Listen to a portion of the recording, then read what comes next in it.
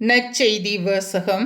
இறையாட்சியின் போது கிழக்கிலும் மேற்கிலும் வடக்கிலும் தெற்கிலும் இருந்து மக்கள் வந்து பந்தியில் அமர்வார்கள். லூக்கா எழுதிய தூய நற்செய்தியிலிருந்து வாசகம். அதிகாரம் 13, இறைவசனங்கள் 22 முதல் 30. அக்காலத்தில் இயேசு நகர்கள் ஊர்கள் தோறும் கற்பித்துக் கொண்டே எருசலேம் நோக்கி பயணம் செய்தார். அப்பொழுது ஒருவர் அவரிடம், ஆண்டவரே, மீட்பு பெறுவோர் சிலர் மட்டும் தானா என்று கேட்டார்.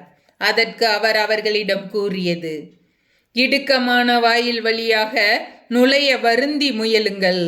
ஏனெனில் பலர் உள்ளே செல்ல முயன்றும் இயலாமற் போகும்.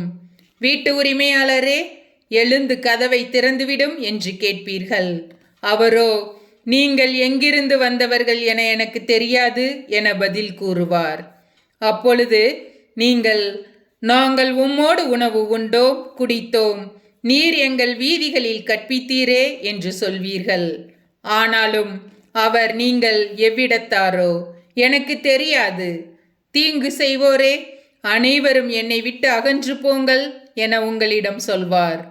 ஆபிரகாமும் ஈசாக்கும் யாக்கோப்பும் இறைவாக்கினர் யாவரும் இறையாட்சிக்கு உட்பட்டிருப்பதையும் நீங்கள் புறம்பே தள்ளப்பட்டிருப்பதையும் பார்க்கும்போது அழுது அங்கலாய்ப்பீர்கள். இறையாட்சியின் போது கிழக்கிலும் மேற்கிலும் வடக்கிலும் தெற்கிலும் இருந்து மக்கள் வந்து பந்தியில் அமர்வார்கள். ஆம், கடைசியானோர் முதன்மையாவர், முதன்மையானோர் கடைசியாவர். ஆண்டவரின் அருள்வாக்கு. கிறிஸ்துவே, உமக்கு புகழ்.